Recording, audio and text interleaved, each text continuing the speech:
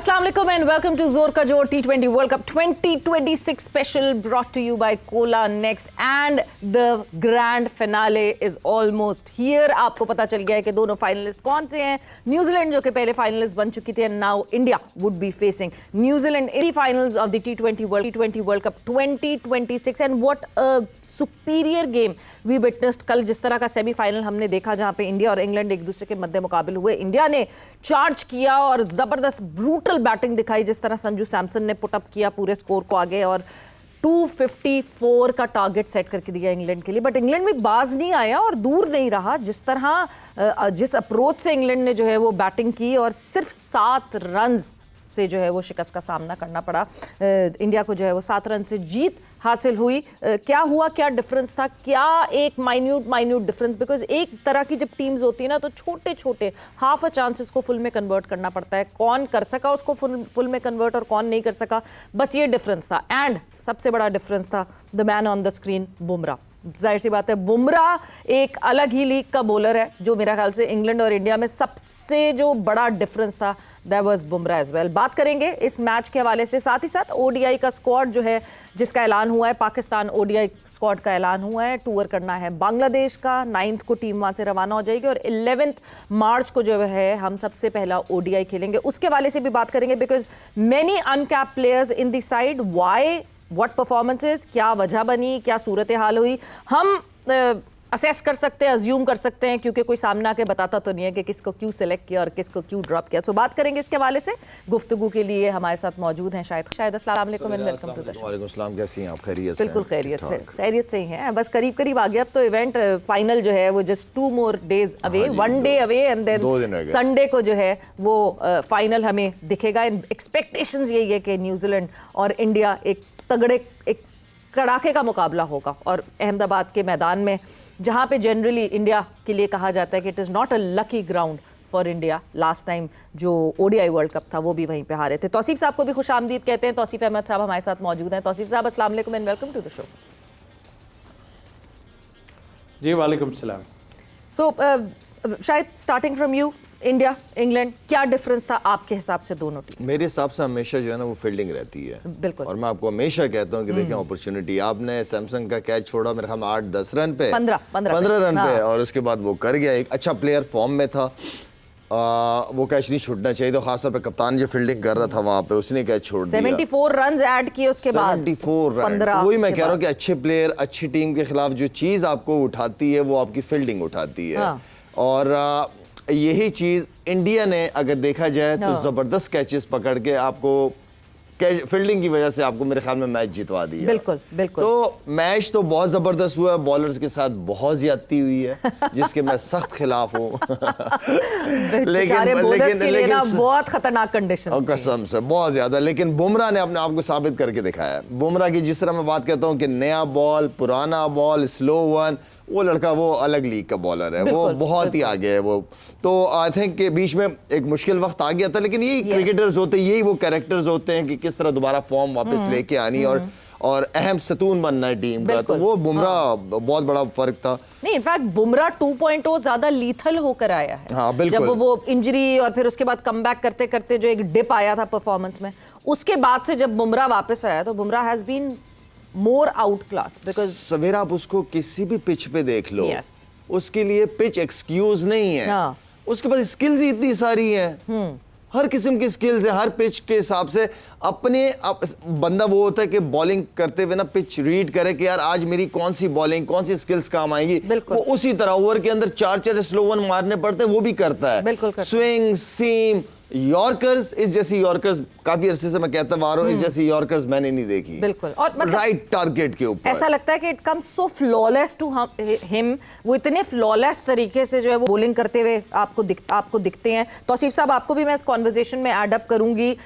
Harry Brook का वो एक कैच, जिस तरह शाहिद ने कहा कि fielding was the major difference between both the teams. एक वो जो वो पीछे भागते हुए जो अक्षर पटेल ने वो कैच लिया हैरी ब्रूक का, और उसके बाद एक रिले कैच लिया विल जैक्स का, जो कि अर्शदीप के वाइड पे वाइड करते हुए, और फिर वो जो है अक्षर ने जो है वो दुबे को उसका कैच दिया और वो रिले कैच हुआ. ये दोनों आपको लगते हैं टर्निंग पॉइंट्स थे? जी हाँ, बिल्कुल. 2 दिन में हमने बड़ी ज़बरदस्त क्रिकेट इस फॉर्मेट की देखी और क्या बात है, और जिस तरह की मार लग रही थी, वाकई अफसोस हो रहा है बॉलरों पे ज़रूर, बट वही एक अच्छा बॉलर है जो ऐसे टाइम में अच्छी बॉलिंग करे, और जाहिर है हर वक्त उन्हें अपने मतलब की चीज़ें नहीं मिलती, और वो बुमराह ने कर दिखाया, जैसा कि अभी शाहिद ने बात भी की है। तो मेरा ख्याल है कि फील्डिंग ने कल मैच को इधर से उधर कर दिया, दोनों ने ज़बरदस्त क्रिकेट खेली, और पता चल गया जैसा कि शाहिद और हम सब बात करते हैं कि भाई फील्डिंग जो है ना, और इस फॉर्मेट में ख़ास तौर पे फील्डिंग जो है वो बहुत काउंट करती है, और कल नज़र आ गया अक्षर ने जो कैच किए हैं, और हाजिर दिमागी जो है ना वो बड़ी ज़रूरी है इसमें। आप देख लें कि इतनी ऐसा कैच जो मैं नहीं समझता कि हर कोई इस तरह कर पाएगा, और फिर इतना कि मैं वहाँ से गेंद को थ्रो करके बाउंड्री से, मतलब पुश करके जो है फील्डर सामने उसको फेंक दूँ। तो ये मेरा ख्याल है एक्सीलेंट ज़बरदस्त क्रिकेट खेली है, लेकिन इंडिया को पता चल गया कि इतने रन्स जो है ना सेफ नहीं होते, मालूम पड़ गया है, और मेरा ख्याल है कि वो सोच भी नहीं रहे थे कि शायद ऐसा कुछ होगा।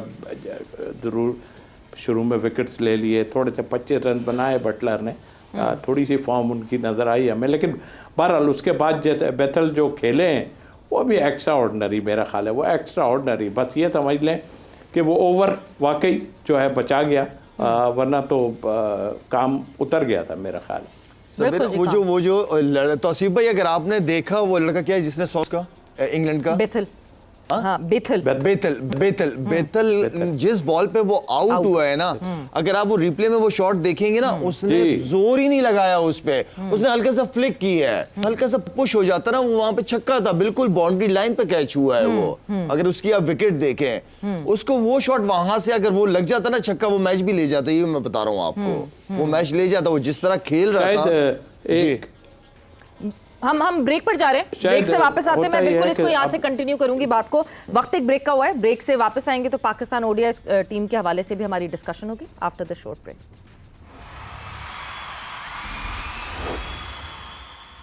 एंड वेलकम बैक टू जोर का जोर T20 world cup 2026 special brought to you by Cola Next. बात हमारी हुई जो कल ज़बरदस्त एक सेमीफाइनल खेला गया T20 वर्ल्ड कप में, जहां पे इंग्लैंड और इंडिया एक दूसरे के मद्दे मुकाबिल थे, एंड इवेंचुअली इंडिया ने 7 रन से जीत हासिल की। The final is on Sunday, जहां पे न्यूजीलैंड और इंडिया एक दूसरे के मद्दे मुकाबिल होंगे, और अहमदाबाद में ये मैच खेला जाएगा। But now we'll be focusing on the squad, जो ओडीआई स्क्वाड का ऐलान हुआ पाकिस्तान का, which will be touring Bangladesh, और बांग्लादेश में जो है वो 9th को टूर करेंगी, 11th को पहला ओडीआई खेला जाएगा, फिर 13th को दूसरा ओडीआई खेला जाएगा, एंड 15th को they will be done with the 3rd ODI.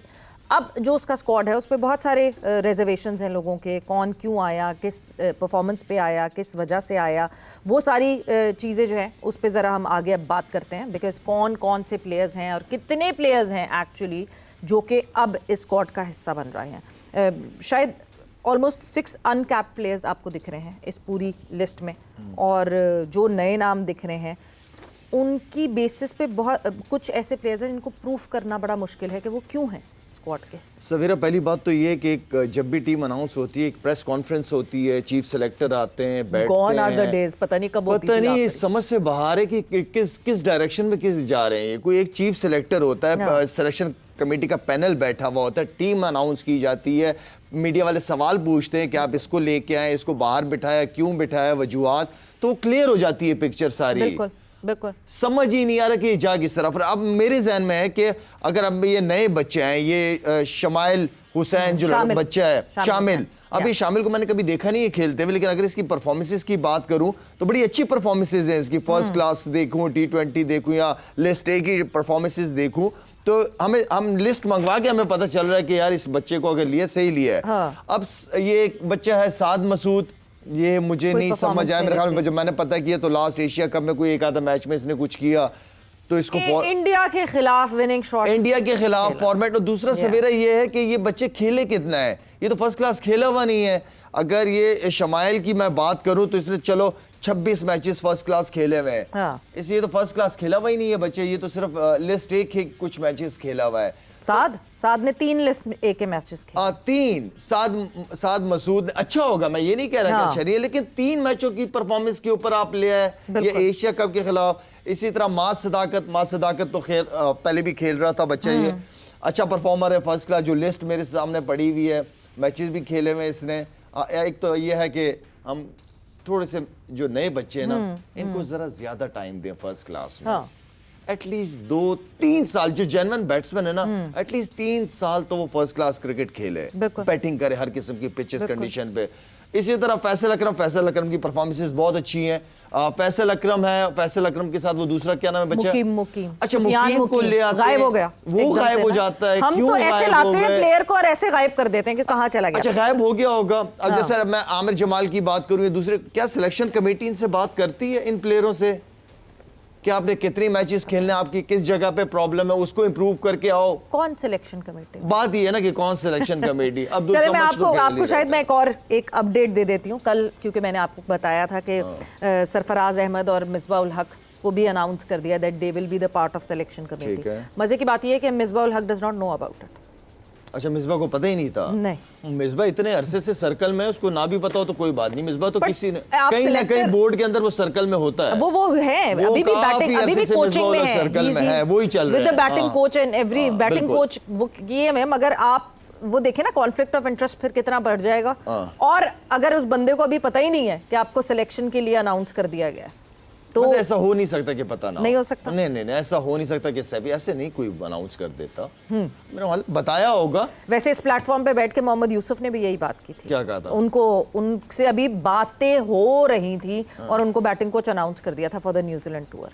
He was not in the loop के हाँ जी कर रहे हैं अनाउंस, नहीं, सिर्फ मोहसिन नकवी साहब, आप बहुत मेहनती आदमी हैं, काम करना पसंद करते हैं, बहुत अच्छा करते हैं, ठीक है ना। जिम्मेदारियां दें, ऐसा ना हो कि कल आप ही सिलेक्टर हों, आप ही कोच हों, चेयरमैन तो आप वैसे भी हैं, कल को आप ही ना सारा पकड़े जाओ। मुझे पता है आपने जिम्मेदारियां दी हुई हैं, लेकिन एटलीस्ट अनाउंस करें कि चीफ सेलेक्टर ये है, हेड कोच ये है, डोमेस्टिक ये चला रहा है। सिलेक्शन कमेटी के चेयरमैन को तो आप अनाउंस करो ना। बिल्कुल, इतना काम तो आप कर सकते हैं ना, बाकी तो हम देख ही रहे हैं। बिल्कुल। ये तौसीफ साहब एक बहुत इंपॉर्टेंट चीज, क्योंकि जब से ये बंद हुआ है अनाउंस होना, ये टीम अनाउंस हुई, टीम सामने आई, टीम ये है, क्या लड़के खेल रहे हैं, कौन सा लड़का आया, कौन सा लड़का नहीं आया, इसकी जब तक रीजनिंग, हमें एक ऑफिशियल रीजनिंग नहीं मिलेगी पाकिस्तान क्रिकेट बोर्ड की तरफ से, सिलेक्टर्स की तरफ से, तब तक तो ये सारी वो उठते रहेंगे सवाल, सब जो है उंगलियां उठाते रहेंगे हर स्क्वाड के ऊपर। तौसीफ साहब से कनेक्ट नहीं हो पा रहा, तो हम जो बात कर रहे हैं वो शायद यही बात तो बिल्कुल क्लियर है कि आप क्लैरिटी नहीं दे रहे। अच्छा, अब एक और बहुत important cheese, because Shaheen being the captain of it, अभी हमने T20 में देखा वर्ल्ड कप में कि जैसे ही जब काम ख़राब हुआ, टीम की परफॉर्मेंसेस ख़राब हुई, तो एक तरफ से आवाज़ आई कि नहीं जी आगा जो है वो डमी कैप्टन है, माइक हेसन चला रहा है, दूसरी तरफ से हुआ ऐसा कैसे हो सकता है, माइक हेसन जो है वो नहीं, सलमान अली आगा के डिसीजंस थे। हमने थोड़ी सी चपखिलिश बीच में भी देखी, मैच के दौरान भी हमें एक दफ़ा दिखी। क्या ये बहुत इंपॉर्टेंट एक मैसेज है फॉर द अपकमिंग कैप्टन्स? अब जैसे Shaheen would be taking this side along, बहुत इंपॉर्टेंट है ये एक कैप्टन के लिए ये बात थरली मान लेना और कर लेना कि खुद अपने डिसीजंस लिए जाएं, कोच के डिक्टेशन पे ना। मैं आपके सवाल के जवाब इस तरह देता हूं। मुझे मोहम्मद रिजवान से बहुत डिसअपॉइंटमेंट हुई थी कि आप टीम के कप्तान हो, जब आप जीत रहे हो आपने वो बात नहीं की, जब आप हार गए तो आपने प्रेस कॉन्फ्रेंस में ये बात कर रहे हो कि सिलेक्शन कमेटी और कोच जो कहते थे मैं वो करता था। मेरी तो सुनी नहीं जाती, मेरी सुनी नहीं जाती थी। ऐसी कप्तानी मुझे शाहीन से नहीं चाहिए जी, और वो ना करेगा भी नहीं। मुझे उसके तरीके का पता है, वो करेगा तो अपनी मर्जी से करेगा, जितनी भी कप्तानी शाहीन करेगा, और करनी भी चाहिए। वो और कोच मिल के टीम को बनाए, आगे वर्ल्ड कप आ रहा है, ठीक है। ये ना हो कि शाहीन बाद में प्रेस कॉन्फ्रेंस कर रहा है कि मैं तो, मेरे हाथ में कुछ नहीं था, सब ये कर रहे थे। नहीं, ये एक लीडर के लिए ये स्टेटमेंट देना, मेरे ख्याल में वो लीडर बनने के काबिल ही नहीं होता फिर बंदा, ठीक है। और मुझे उम्मीद है कि शाहीन जो भी डिसीजन लेगा वो खुल के लेगा, चाहे जैसा भी लेगा वो खुल के खुद ही करेगा, खुद ही कोच के साथ मिलके करेगा। ये ट्रैक रिकॉर्ड, वैसे आतिफ राना साहब भी जब आते हैं तो वो यही कहते हैं कि अपने डिसीजन लेता है शाहीन। बट तौसीफ साहब आपकी तरफ मैं आती हूँ, इस ओडीआई स्क्वाड पे हमने कल सरसरी से बात जरूर की थी, बार बार जो मसला आ रहा है वो यही आ रहा है कि कोई आके बताने वाला नहीं है कि किसी लड़के की सिलेक्शन हुई है तो क्यों हुई है। अब जैसे साद मसूद की हम बात कर रहे हैं, so why is Saad Masood in the mix? 3 list A के मैचेस खेल के एक लड़का अगर खेल रहा है पाकिस्तान की, अगर उसको कैप मिल रही है तो इसका मतलब ये है कि बहुत ही सस्ती हो गई कैप हमारी। कर दी है, पहले थोड़ी सी मेरी आपकी बात सुनी मैंने, मिसबा के ऊपर बात की। देखिए मिसबा इस वक्त ऑल इन ऑल हैं और डोमेस्टिक को पूरा देख रहे हैं। और अभी आप अगर नियाज़ी इस वक्त छाए हुए हैं, ऑनेस्टली मेरा उनसे कोई वो नहीं है। नियाज़ी साहब जो देख रहे हैं सारा NCA को, पूरी डोमेस्टिक को। आप ज़रा फैसलाबाद की टीम वो ऑफिशियल उठा के देख लिए, 6-5 जी खुर्रम नियाज़ी, तो उसमें 5-6 जो हैं वो न्याजी हैं सारे। मैं ये नहीं कहता कि न्याजी नाम कोई ऐसा है, लेकिन जो मैं डोमेस्टिक का मुझे हालात नज़र आ रहे हैं वो बहुत ही ख़राब हालात हैं। और आपने बिल्कुल ठीक कहा, कोई बताने वाला नहीं है इनको कैसे गाजी गौरी क्यों आया, किस वजह से आया, और भी कई चीज़ें। इसके लिए मैं तो समझता हूँ कि अगर कोई हिम्मत पकड़े तो हम बैठते हैं एक जगह और वो आन के हमारे सामने बैठे हैं और इस पर हम डिस्कस करते हैं कि ये क्या है। लेकिन नहीं, मुश्किल होगा। वो तब अपने अपने पल्लू झाड़ रहे हैं ना सबके, भाई नहीं हमने नहीं किया, हमने नहीं किया। किसने किया, कौन है, कह दें, बता दें कि किसने किया है। तो जिसने किया है, या खामोशी ज़रूरी है, इसलिए कि पावर, देखिए पावर आती है ना जब, तो अल्लाह से भी डरना चाहिए। कोई हो, XYZ कोई भी हो, अल्लाह से डरे कि पावर मेरे पास है, मैं ऑनेस्टी करूं। लेकिन बहुत मुश्किल होता है ये काम। तो आप समझ लें कि फिर बहुत, आई थिंक मेरा ख्याल है ये जो टीम अनाउंस हुई है, ये जो हमारे जितने फ्रेंचाइज हैं जी उनकी बहुत ज़्यादा जो थी वो प्रेशर था, जिसकी वजह से ये गाजी गौरी को भी लिया और फिर ये साद लड़का जो है वो साद मसूद उसको भी लिया। वरना आपके पीछे कोई चीज़ नज़र आनी चाहिए कि पीछे है क्या आपके जी। आपके पीछे कुछ नहीं है, ये सारा वही चल रहा है। जिसको मौका मिल रहा है वो अपना अपना प्लेयर खिला देता है। जिसको मौका मिल रहा है शायद अपना अपना प्लेयर, मेरे 2 तुम्हारे 2 3 उसके रख लो, 4 उसके बन रही है, ये लग रहा है इसको देख के। हाँ, अपने खिला रहे हो, हाँ। खिलाओ। सिर्फ अपने आप से एक सवाल पूछो कि क्या मैं इंसाफ कर रहा हूँ, क्या इस बच्चे का हक बनता है या उस बच्चे का हक बनता है। अभी जो आप कीपर लेके आए हो, क्या नाम है, गाजी बच्चा है, ठीक है ना। हाँ। इसके बारे में मैंने कल वैसे, क्योंकि मैं चाह रहा हूँ कि पता करूँ, तो कल मैंने पूछा, तो कल जो इसके साथ खेले हुए बच्चे हैं इसके साथ, वो मुझे कहीं मिल गए, ठीक है। मैं ट्रेनिंग कर रहा था, वहां आ गए मेरे पास। तो मैंने उनसे वैसी बच्चों से पूछा, उन्होंने कहा शायद भाई ये जो है अच्छे हैं, लेकिन इससे ज्यादा अच्छे हैं और ज्यादा बेहतर प्लेयर है। सवेरा हमारा प्रॉब्लम, सुनो मेरी बात, छोड़ो। मैं ये जो इंसाफ क्यों नहीं करता, रिजल्ट क्यों आता है आपका इस तरह।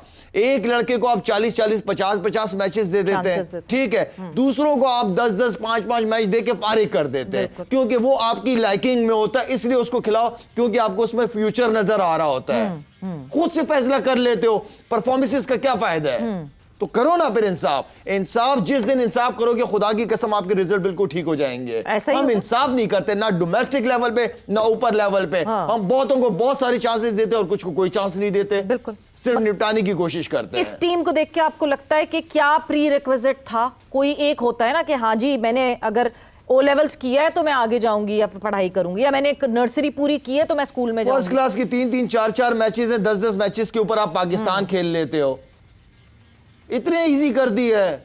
कसम खुदा की, इस तरह तो मैं दोबारा फर्स्ट क्लास क्रिकेट खेलना शुरू कर दूं अभी। अनाउंस कर, कहने का मतलब ही इंसाफ करो, सबके साथ करो। ये नहीं 40-50 मैचेस दे रहे हो, दूसरों को कुछ आध मैचेस देते हो, ये ज्यादती करते हैं हम लड़कों के साथ। लड़कों के दिलों में ये बातें रहती हैं, वो टीवी पे आके बातें करते हैं, बैठते हैं कि हमारे साथ ये किया, उसके साथ ये किए जा रहा है। मिसालें हैं ना, मैं क्या नाम लूं उन बच्चों के।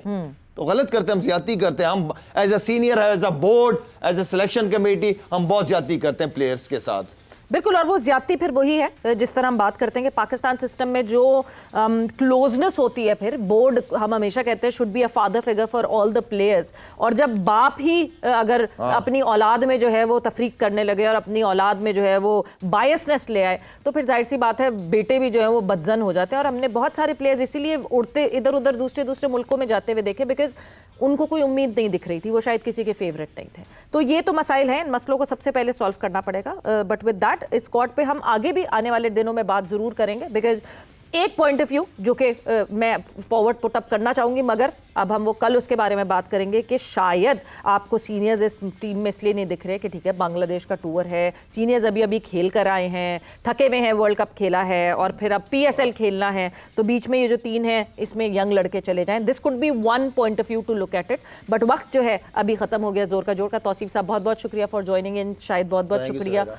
वक्त यहाँ खत्म हो गया। Savera Pasha signing off, take care, bye bye, अल्लाह हाफिज।